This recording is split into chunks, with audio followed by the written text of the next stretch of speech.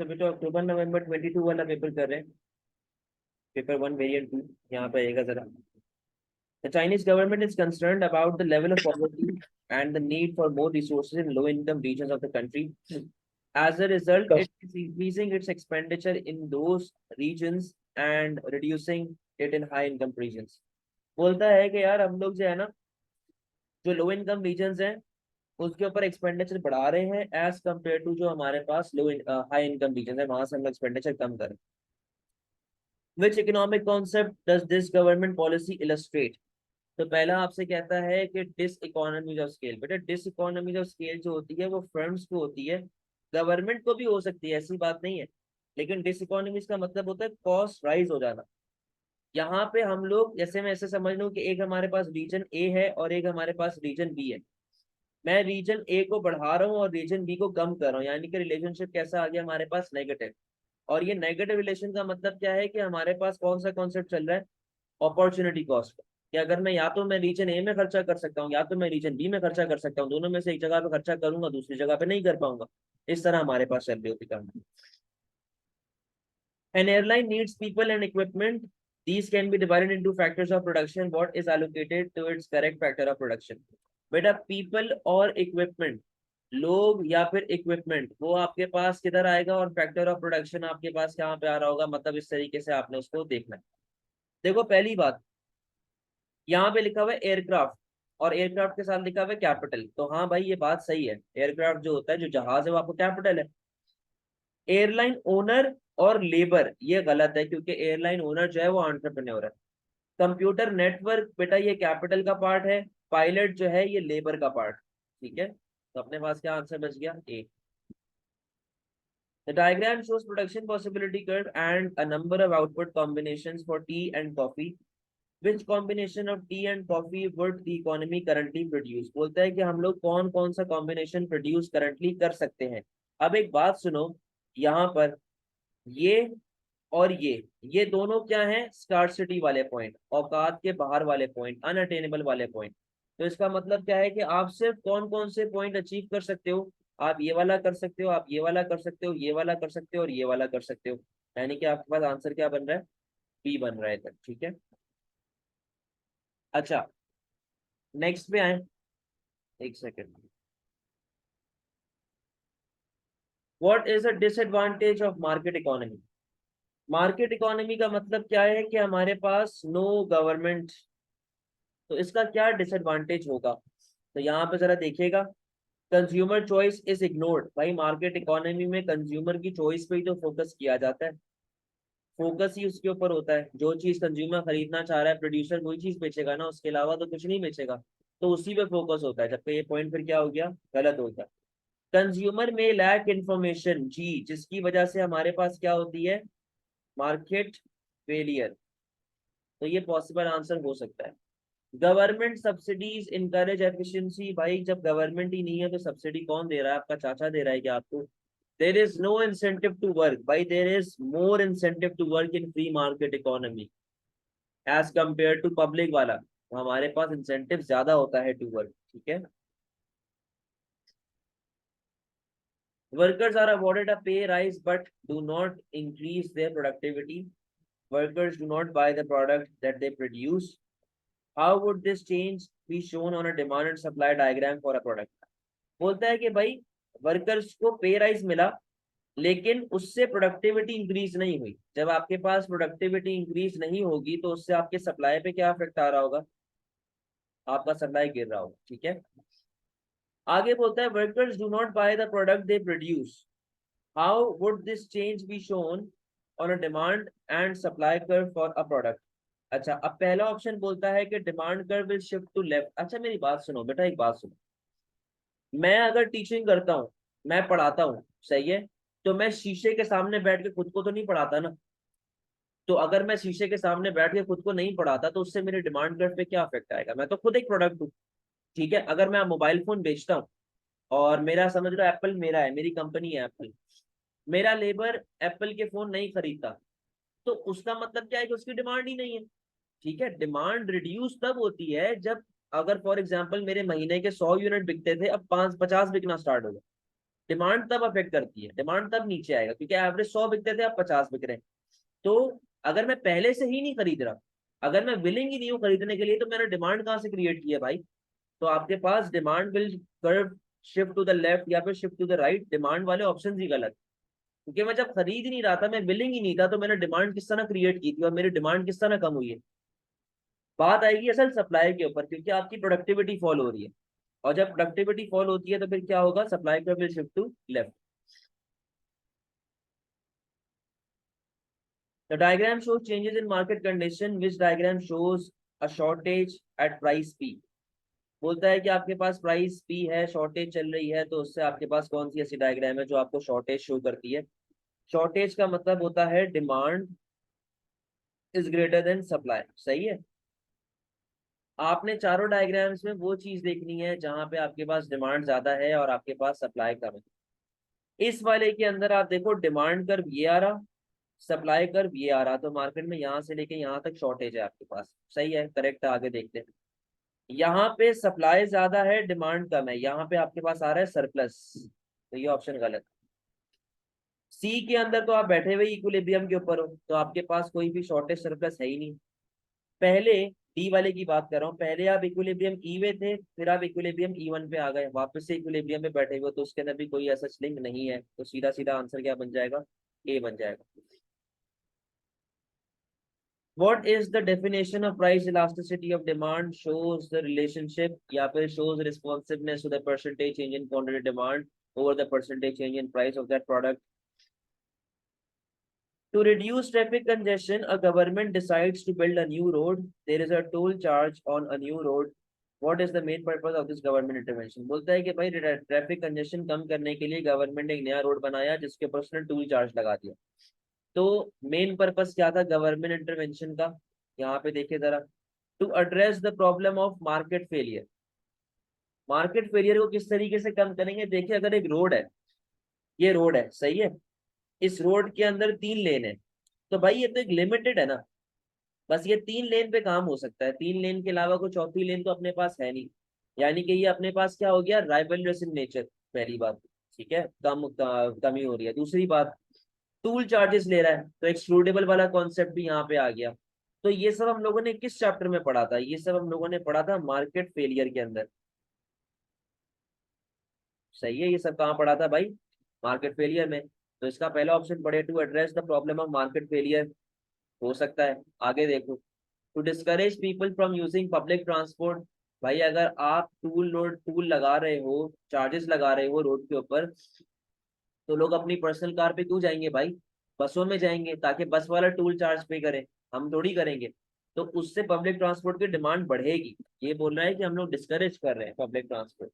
आगे, to ensure the supply of transport through the free market, free market है ही नहीं, जब गवर्नमेंट ने इंटरवेंशन कर दी, फ्री मार्केट नहीं है वो। To obtain revenue from the levy of a tool. भाई यहाँ पे उसने क्या बोला, उसका मेन ऑब्जेक्टिव क्या था, ट्रैफिक कंजेशन कम करना ना, उसका मेन ऑब्जेक्टिव टैक्स कमाना तो नहीं था, ट्रैफिक कंजेशन, मार्केट फेलियर कम करना, एक्सटर्नल कॉस्ट कम करना। Which organisation can directly fund the growth of a firm? भाई कौन लोग आपको डायरेक्टली फंड कर सकते हैं? सेंट्रल बैंक कभी भी प्राइवेट फर्म को या एक जो एक फर्म होती है उसको फंड नहीं करता, उसको लोन नहीं देता। तो सेंट्रल बैंक के नो वाले 2 ऑप्शन में से कोई एक है। कमर्शियल बैंक बिल्कुल करता है, दोनों को करता है। गवर्नमेंट बिल्कुल करती है, सब्सिडीज वगैरह जो हम लोगों ने पढ़ा है वो गवर्नमेंट का ही काम। Which advantage do coins have that make them more suitable than paper banknote to act as a money? पहला बोलता है दे आर मोर डिविजिबल। भाई तो जो नोट होते हैं वो भी डिविजिबल होते हैं, 500 का नोट, 100 का नोट, 50 का, 20 का, 10 का, ये भी डिविजिबल होते हैं भाई। They are more durable. हाँ ये आप कह सकते हैं, क्योंकि पेपर नोट को मैं यूं करके फाड़ भी सकता हूँ, सिक्कों को मैं फाड़ थोड़ी सकता हूँ, तो they are more durable, long lasting ज्यादा होते हैं। They are more portable, no. भाई आप 1,000 रुपए का नोट लेके जाओ और आप 1,000 सिक्के लेके शॉपर में भर के लेके जाओगे 1,000 सिक्के, तो वो पोर्टेबिलिटी का प्रॉब्लम आता है उसके अंदर। They are more recognisable. भाई यूजुअली दुकान वाले सिक्कों पे काम नहीं करते, अगर आप कोई 50 रुपए की चीज है, 50 रुपए की चिप्स भी लेने जाओ आप, 5-5 के 10 सिक्के, उसको पकड़ा देना, मना कर देगा वो। तो रिकग्नाइजेबल ज्यादा पेपर करेंसी ही होती है, they are more durable, long lasting. Which statement about different income group is correct? High income groups do not need to borrow money. अच्छा, तो एक बात बताओ, ये जो बड़ी बड़ी बिजनेसेस हैं, जिस तरह हमारे पास एप्पल हो गया, या फिर हमारे पास यूनिलीवर हो गए, ये सारे हो गए, इन लोगों के पास डेट होता है हमेशा। डेट का मतलब इन्होंने उधार लिया हुआ है पैसा, कि इन्होंने देना है आगे, क्रेडिट पे पैसे लिए हैं। तो भाई मेरे, क्या वो लोग लोन नहीं लेते क्या? बोरो करते हैं मनी, लाजमी सी बात है।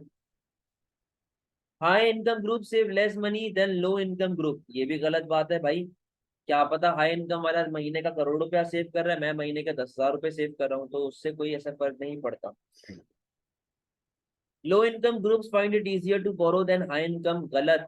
आप बैंक में अगर लोन मांगने जाते हो और आप एक गरीब के बच्चे हो, तो बैंक आपको फौरन मना कर देगा, वो बोलेगा भाई तुम पहले ये बताओ कि तुम वापस कर पाओगे नहीं कर पाओगे, उसके बाद मैं तुम्हें लोन दूंगा।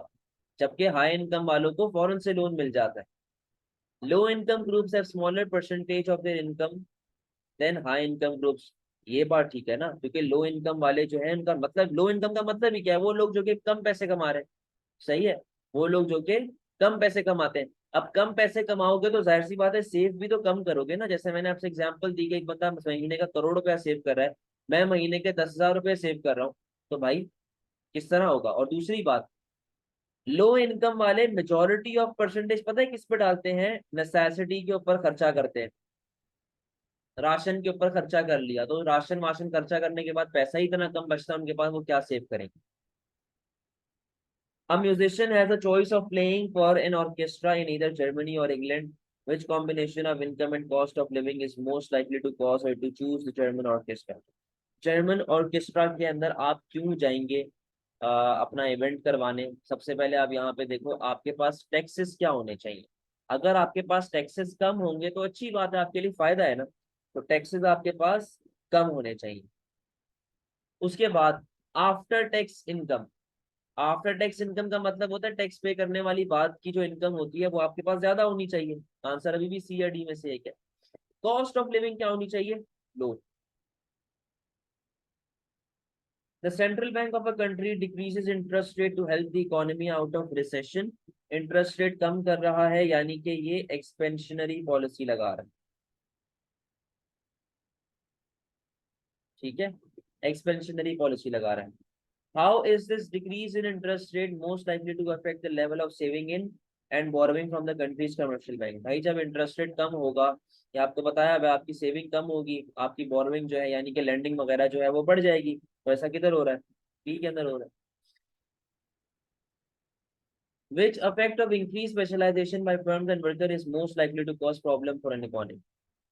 बोलता है कि भाई हमारे पास अगर specialisation by firm and worker बढ़ जाती है तो इससे मोस्ट लाइकली कौन सी प्रॉब्लम आएगी आपके पास? अब यहाँ पे देखें 14 का, ए बोलता है बेटर प्रोडक्ट क्वालिटी, तो भाई ये तो बेनिफिट है ना, ये ड्रॉबैक थोड़ी है, वो तो ड्रॉबैक पूछ रहा है।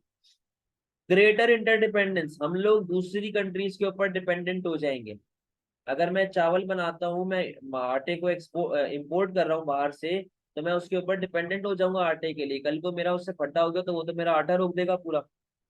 हायर प्रोडक्टिविटी, भाई ये भी आपका बेनिफिट होता है। इम्प्रूव रिसोर्स एलोकेशन, ये भी आपका बेनिफिट होता है, ड्रॉबैक नहीं होता। Which statement is correct when comparing small firms with large firms? तो यहाँ पे देखें जरा, small firms are more able to adapt to changes in market condition. बेटा ये मैंने आपको पहले भी बेनिफिट्स ऑफ स्मॉल फर्म के अंदर बताया हुआ है, कि अगर आपके पास फॉर एग्जांपल एक छोटी सी दुकान आपने खोली हुई है अपने इलाके में, और आपके इलाके में छोटे बच्चे बहुत ज्यादा है, यानी कि 5 साल, 1 साल से लेके 5 साल तक के बच्चे बहुत ज्यादा है, तो आप उनके हिसाब से ज्यादा माल रखोगे। फॉर एग्जाम्पल खिलौने रख लिए, डायपर्स रख लिए, उनका नीडो शीडो रख लिया। ठीक है, तो आप लोग अडेप्ट करेंगे चेंज को। तो स्मॉल फर्म्स होते हैं यूजुअली जल्दी अडेप्ट करते हैं चेंजेस को, ये आपको मैंने एक बेनिफिट बताया है स्मॉल फर्म्स का। Small firms are more able to reduce competition through barrier to entry. बेटा स्मॉल फर्म के अंदर बैरियर टू एंट्री होती नहीं है, तो आप कहाँ से करेंगे रिड्यूस कंपटीशन को? Small firms benefit from lower cost per unit from economy of scale, गलत, ये लार्ज फर्म्स का पॉइंट है। Small firms have higher total cost, higher total fix cost and lower average variable cost, ये भी गलत है। क्योंकि अगर आपके पास एक छोटी सी दुकान है, आप उसका कितना रेंट पे करोगे? 20 लाख रुपए रेंट पे करोगे महीने का क्या?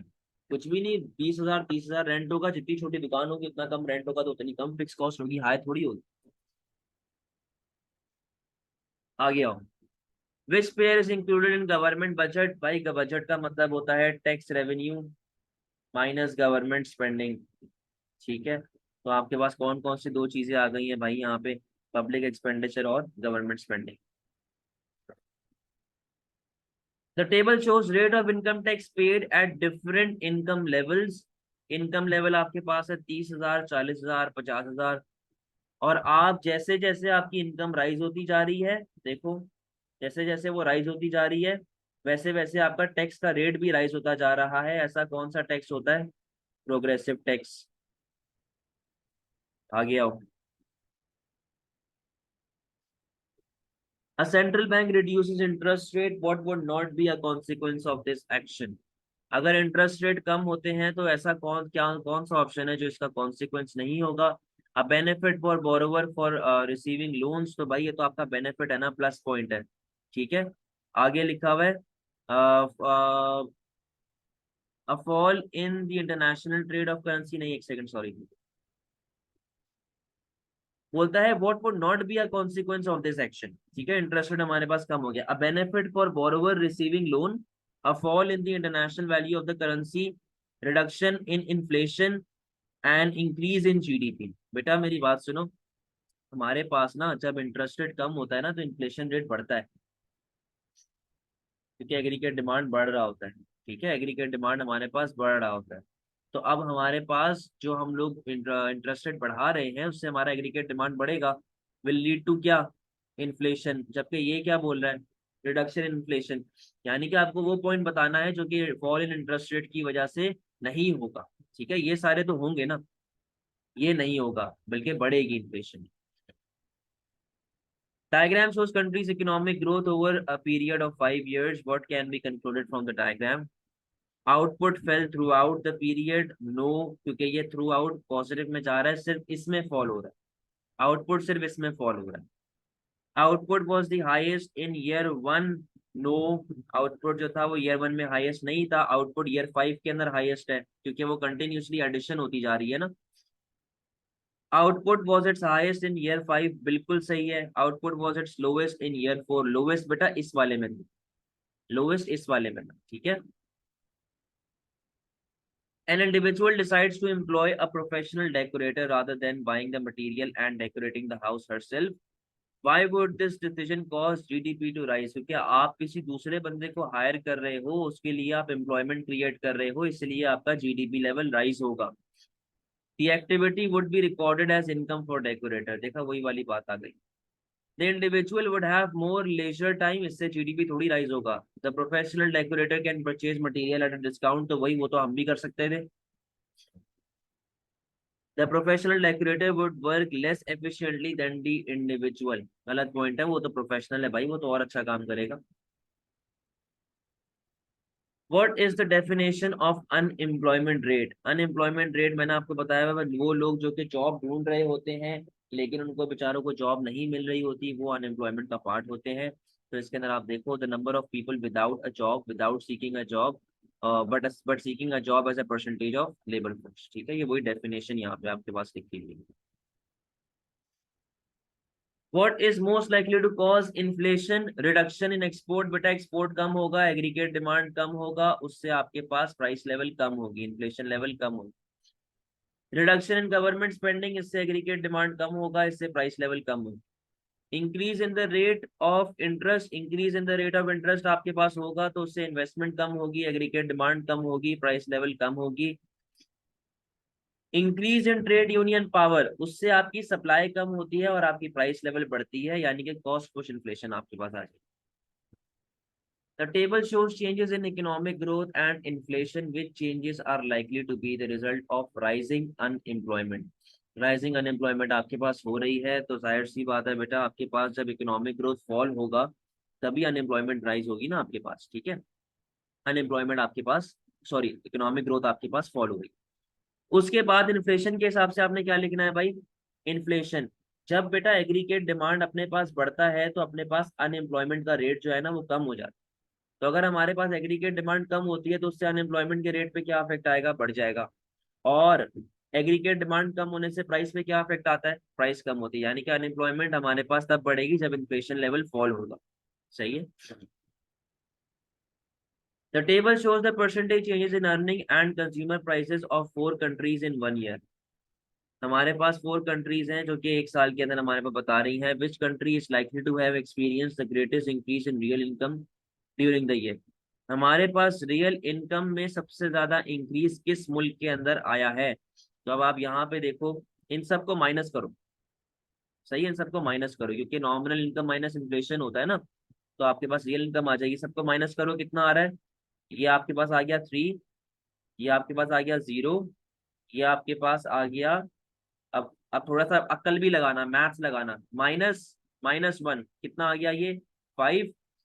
और ये आपके पास आ गया 6.5 माइनस -2, तो ये आपके पास आ गया 8.5। तो हाईएस्ट रियल इनकम कहाँ पे आ रही है आपके पास, 24 के अंदर आ रहा है। What is included in HDI। HDI के अंदर आपके पास क्या क्या चीजें आ रही होती हैं भाई। इन्वायरमेंटल सस्टेनेबिलिटी, बेटा ये HDI का पार्ट नहीं होता। आपके पास लाइफ एक्सपेक्टेंसी आती है, ईयर्स ऑफ स्कूलिंग आती है, ये दूसरी चीजें हैं, ये आपका उसका नहीं है। A fall in the level of absolute poverty can be best achieved by reducing। आप absolute poverty को कब कम कर सकते हो, जब गवर्नमेंट अनएम्प्लॉयमेंट बेनिफिट्स दे, जब आप इनकम टैक्स को कम करो। अच्छा यहाँ पे फॉल लिखा हुआ है, यानी कि गवर्नमेंट अनएम्प्लॉयमेंट बेनिफिट को कम करे, इनकम टैक्स को कम कर दे, नंबर ऑफ होमलेस पीपल को कम कर दे और रेट ऑफ इन्फ्लेशन को कम कर दे, तो आपके पास एब्सोल्यूट पॉवर्टी कब आती है, कब कम हो सकती है। मैंने आपको एब्सोल्यूट पॉवर्टी के बारे में बताया हुआ है कि आपके पास रोटी खाने के भी पैसे नहीं हैं और आपके पास जो बेसिक नेसेसिटीज हैं वो भी आपकी पूरी नहीं होनी। तो बेसिक नेसेसिटी यानी कि आपका क्या है, रोटी कपड़ा मकान ना। तो यहाँ पे आप बताओ ना, आपको ये तीनों चीजें किधर मिल रही हैं इसके अंदर। आपको होमलेस जो आप थे, आपको हमने छत दे दी, अब आपकी जो है एब्सोल्यूट पॉवर्टी वाला कॉन्सेप्ट जो है वो खत्म हो गया, वहां से आप बच गए। ठीक है। The table shows some details from a country's balance of payment. The country has no secondary income, current transfer. What is the country's balance on its current account? Current account के अंदर आपका क्या बैलेंस है भाई। Current account के अंदर हम लोग एक्सपोर्ट माइनस इंपोर्ट और हम लोग इनकम वगैरह को ऐड करते हैं। तो ये इस तरह चलेगा, 280 एक्सपोर्ट ऑफ गुड -350, ठीक है। उसके बाद +110 -60 -40। तो ये आपके पास कितना अमाउंट बन गई भाई, ये आपके पास बन गया 280, 390, 390 40, 060, 60 बिलियन का डेफिसिट आपके पास आ जाएगा। ये आपके पास आ जाएगा 60 मिलियन का डेफिसिट आ गया। ठीक है। Vietnamese companies buy insurance from companies in the US. How will this transaction be recorded in the Vietnam's balance of payment? Vietnam वाले जो हैं वो यूएस से इंश्योरेंस पे बाय कर रहे हैं। तो जब वियतनाम वाले यूएस से इंश्योरेंस बाय करेंगे तो वो यूएस से पैसे लेंगे या यूएस को पैसे देंगे। वियतनाम वाले यूएस को पैसे देंगे। तो जब आप यूएस को पैसे दोगे वो कहाँ पे रिकॉर्ड होगा, डेबिट साइड पे रिकॉर्ड होगा क्योंकि एक्सपेंस है। उसके बाद आपने क्या ली है, इंश्योरेंस। इंश्योरेंस किसका पार्ट है भाई, सर्विस का पार्ट है, तो वो ट्रेड इन सर्विस के अंदर डेबिट साइड पे रिकॉर्ड है। What is a restriction on the quantity of import called. बेटा जब आप रिस्ट्रिक्शन लगा देते हैं, लिमिट लगा देते हैं इंपोर्ट्स के ऊपर, उसको कोटा बोलते हैं।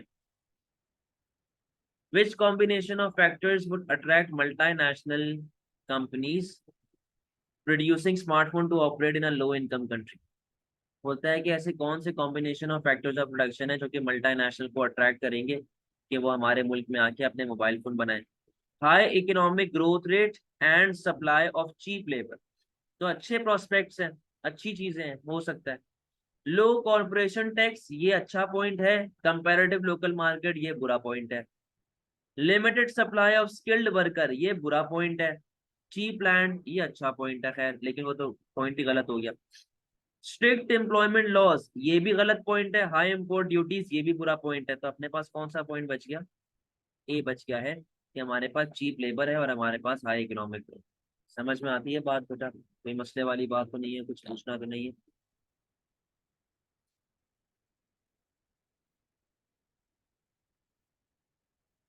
क्लियर है?